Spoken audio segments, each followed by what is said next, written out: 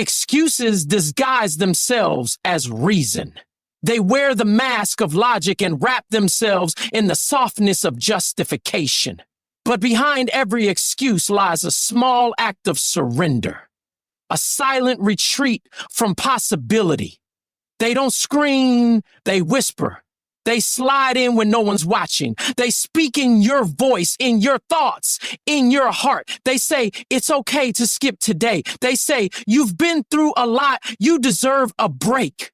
But what they're really doing is stealing from you, stealing your fire, your fight, your edge. They're not protecting you. They're paralyzing you, and you don't even realize it until it's too late. The danger is how easy it is to believe them. Excuses make you feel safe, as if you're not failing. You're just waiting for the right time, as if life is going to open the perfect door at the perfect moment just because you hoped for it. But the truth is harsher. That door doesn't exist for the passive. It opens for the relentless. The moment you let excuses shape your choices, you start to mold your future in regret. They don't show their damage right away. That's the trap. They don't wreck you overnight. They chip away at your momentum until all you're left with is memory and maybe every excuse is a fork in the road, a chance to either grow or give up. And every time you take the path of the excuse, you move further from your calling. That's how people drift into mediocrity, not in one giant fall, but in tiny steps of self-betrayal. It's the skipped workout, the ignored opportunity, the phone call you didn't feel like making, the skill you could have learned but didn't. Those moments become patterns, become personality, and eventually you stop recognizing the version of yourself that once wanted more.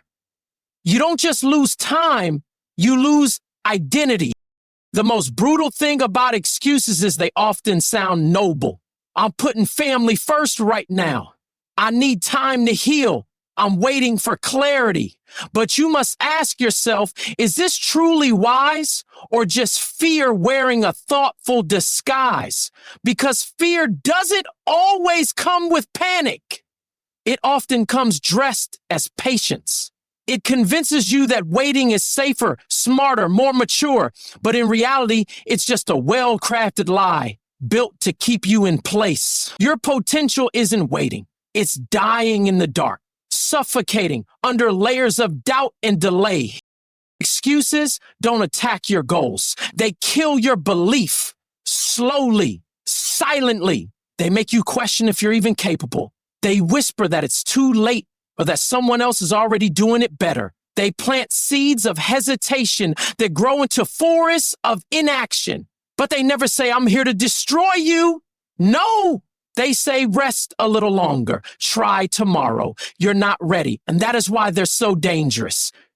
Because they feel gentle, even kind. But make no mistake, every time you surrender to them, a piece of your potential dies.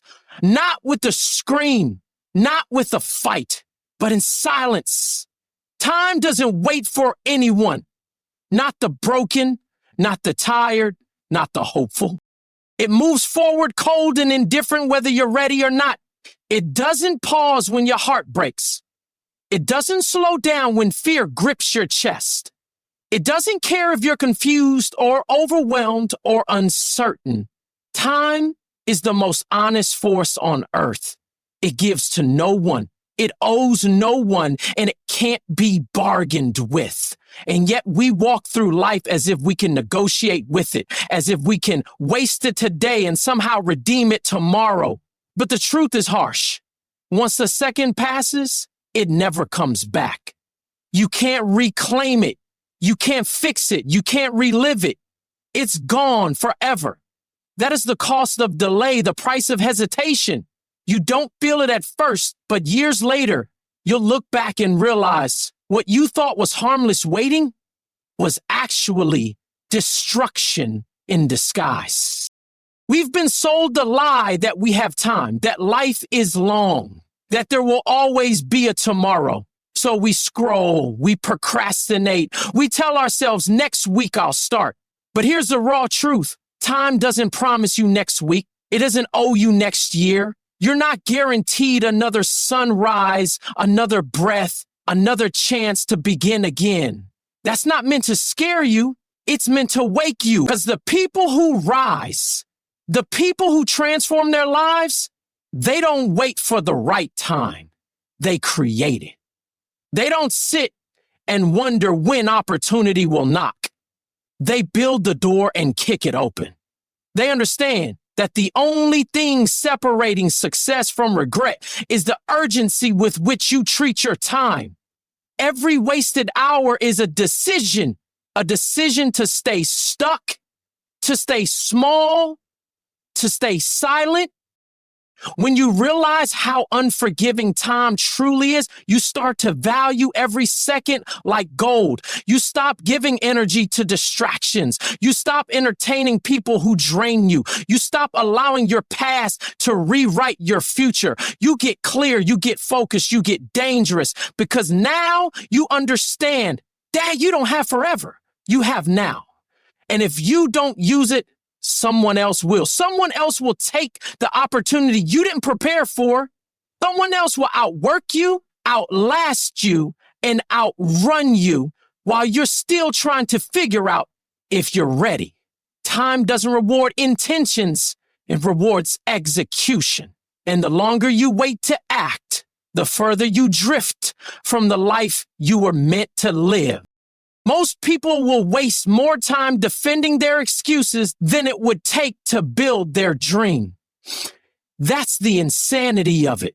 They'll argue for their limits, justify their delays, protect their comfort zones while the clock keeps ticking. They'll say things like, it's not the right season, or I've got too much going on. But life doesn't pause just because you're overwhelmed. The world keeps spinning. The opportunities keep moving.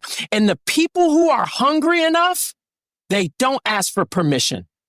They don't stall in perfectionism. They know that time punishes the passive and blesses the bold. If you're waiting for the perfect moment, you're already behind because those who win aren't the ones who wait. They're the ones who move anyway. And this is where most people fall apart. They think time is flexible. They think if they take a break from their goals, the goals will stay frozen in place. But that's not how it works. While you're sleeping on your potential, someone else is living in theirs. Time doesn't stop because you're tired. It doesn't pause because you're healing. It keeps flowing silently, steadily, without mercy. And if you don't move with it, you get left behind. That's the brutal truth. No one tells you. You think you're being patient, but really you're being erased. You're being replaced. Time doesn't care about your reasons. It only responds to your actions. If you want something, you better move like it. Because the longer you wait, the louder the silence gets. And in that silence, your potential slowly dies. Motivation is a feeling, a flicker of energy that comes and goes like the wind. One day it lifts you up, the next it vanishes without warning. People chase motivation like it's the secret to success, but that chase is the very reason they stay stuck. You can't build greatness on a feeling. You can't create consistency based on something so inconsistent. Motivation is a spark, but discipline is the fire that never dies. Discipline shows up when you're tired. It works when you're uninspired. It acts when motivation fails. That's what separates the dreamers from the doers. Because anyone can be motivated for a day, but only the disciplines show up every day, whether they feel like it or not. People ask, how do I stay motivated? As if motivation is a formula. The real question is, how do I become disciplined? Because that's what changes your life. Motivation may get you started, but it's discipline that carries you through the hard days, the lonely days, the exhausted days. The days when no one's watching and no one cares. On those days, motivation is nowhere to be found. That's when your commitment is tested. Discipline is loyalty to your purpose, not your emotions. It's waking up at 5 a.m. even when your body says no. It's writing the page, lifting the weight, making the call even when your feelings beg you to quit. Motivation listens to how you feel. Discipline listens to what you committed to. The truth is, discipline doesn't care about your mood. It doesn't care if you're sad, bored, frustrated, or discouraged. It asks only one thing. Did you do the work or not? That's the brutal power of discipline. It exposes excuses. It doesn't need a perfect environment. It doesn't wait for inspiration. It simply acts. And every time you act in discipline, you build something far more powerful than momentum. You build identity. You start to see yourself as someone who follows through, someone who doesn't quit. That identity becomes armor. It protects you from weakness, from doubt, from failure, and it starts to guide you. Because once you become disciplined, you stop negotiating with your future. The world doesn't reward motivation. It rewards consistency. That's why the disciplines eventually dominate the motivated. Because while others are starting and stopping, the disciplined are building brick by brick, day after day, without applause, without attention, without validation, and eventually their work becomes undeniable. They don't need to talk about their goals because their life starts to speak for itself. You see, motivation makes promises. Discipline delivers. The ones who win are not the ones who are most excited on day one. They're the ones still standing on day 100, day 1000, still showing up, still doing the work, long after the crowd has gone quiet. If you want real transformation, stop waiting to feel ready and start training yourself to be disciplined. It's not about being perfect. It's about being consistent. Discipline is a skill. And like any skill, it gets stronger the more you use it. At first, it's hard. It feels unnatural. But every day you choose discipline over distraction, you rewire your brain. You train your spirit. You gain control over yourself. That's the real battle. Not against others. Not against time, but against your own habits. Your ability to rise will never come from bursts of motivation. It will come from the slow, steady, relentless force of discipline. ChatGPT said, but life isn't built in the future as being built right now. Not in the grand moments of breakthrough, but in the tiny, invisible choices you make every single day. Every habit, every routine, every action, these things add up. And over time, they become your story. You don't suddenly become great one day. You become whatever you repeatedly do. That's the truth most people ignore. They think greatness arrives like lightning, but it doesn't. It's a quiet build, a slow grind. The world only sees the peak, but the real work happens in the repetition, in the discipline of daily action. Your future isn't a mystery. It's a mirror. It reflects back what you do, not what you hope for. Too many people are addicted to the idea of a breakthrough, waiting for a magical shift to happen that will change everything. But life doesn't work like that. The change you're waiting for won't come from outside. It comes from your patterns. If you scroll for 3 hours a day, if you sleep in when you said you'd wake up early, if you keep skipping that workout, skipping that study session, skipping that side hustle, those choices are writing your future in real time. It's not one missed day that breaks you. It's the mindset behind it. It's the permission you give yourself to fall short of your standards. And slowly you start teaching yourself to settle. You stop expecting more from yourself. And eventually you stop believing you can do more. We underestimate how powerful small habits are because they don't show their impact right away. But that's the trick. They compound like interest, like poison. Every positive habit deposits value into your future. Every negative one steals from it. If you read 10 pages a day, you've read 3,650 pages in a year. That's like 15, 20 books. If you journal daily, you gain clarity most people never touch. If you exercise 30 minutes every day, you're not just building muscle, you're building mental resilience. But the opposite is true too. If you choose fast food daily, skip exercise, avoid difficult conversations, and ignore your goals, you won't notice the damage immediately, but it's stacking up quietly, relentlessly. The real reason most people don't transform is because they don't respect the power of daily action. They think one big gesture can override weeks of neglect. But it doesn't work like that. You can't cancel out inconsistency with one day of motivation. You can't undo weeks of laziness with one all-nighter. Success is not earned in explosive bursts. It's earned in steady, unsexy, disciplined effort. That's what makes it rare. Because it's boring.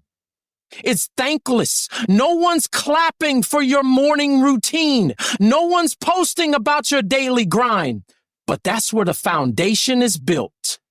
That's where your character is forged. And that's what ultimately separates winners from wishers. The quiet commitment to daily execution. If you want to change your life, don't focus on the outcome. Focus on the process. Don't say you want to be successful. Prove it by how you spend your time. Do your actions reflect your vision? Does your routine match your goals? Because if they don't, you're lying to yourself. You're dreaming without building. Your habits are your real belief system. You either reinforce progress or you reinforce stagnation. Every day, you cast a vote for the person you want to become. And those votes add up. They become your identity. They become your legacy. So take a hard look at your daily actions, because in the end, your life will always be the sum of what you did, not what you said you would do. ChatGPT said, excuses are not harmless. They are not just little reasons we give ourselves to delay a task or soften a failure. Excuses are chains. Every time you use one, you forge another link around your potential. And if you do it enough, those chains become your reality. They lock you in a version of life far below what you are capable of. You may not feel the weight of them at first, because excuses often come with comfort. But make no mistake, that comfort is a trap. It seduces you into staying still while life moves forward without you. If you don't take full control of your mind and your decisions, those excuses will run your life like a prison warden, deciding what you can do, when you can try, and how far you'll go. You can either use your energy to defend your excuses or to destroy them, but you can't do both. The moment you start justifying why you didn't show up, why you couldn't commit, why it's just not your time, you start to protect your limitations. You start to argue for your own smallness. And here's the brutal truth. The more you defend your excuses, the more your mind starts to believe them as fact. You build a life around them. You adjust your goals to fit your fears. You tell yourself that it's realistic, responsible, even wise. But deep down, a part of you knows you're just scared. Scared to fail. Scared to try. Scared to outgrow the version of yourself that's been living on autopilot. Excuses don't just hold you back. They rewire your brain. Every time you make one, you strengthen the habit of escape. And the more you escape, the harder it becomes to return. You lose confidence, you lose identity. Eventually, you stop trusting yourself. That's the most dangerous part. Excuses rob you of self-respect. And without that, you'll never have the discipline to build anything meaningful. You'll always be the person who almost started, who was going to change, who meant to try. You may tell the world you're waiting for the right time, but the truth is you're just letting your excuses win. And the longer they win, the smaller your vision gets. The people who break free are not the ones who have fewer excuses. They're the ones who stop listening to them. They feel the same fear, the same uncertainty, the same doubt, but they don't let those feelings decide their fate. They learn to call themselves out. They replace their excuses with discipline, their distractions with focus, their delays with action. They make a habit of confronting their own nonsense. And that confrontation becomes power. Because once you take responsibility, you take control. You start to live from the truth, not from the lies you use to protect your comfort zone. You're either building your freedom or reinforcing your prison. There is no neutral ground. Every decision, every excuse, every skip moment of effort is shaping who you become. If you want to rise, if you want to become unshakable, then you have to start treating excuses like enemies, not like reasons, not like options, like enemies. You have to be ruthless with them. You have to be stronger than your weakness, louder than your doubts, and more loyal to your purpose than your fears. Because if you don't take control, your excuses will. And once they take over, they don't stop until you've settled for a life that no longer excites you.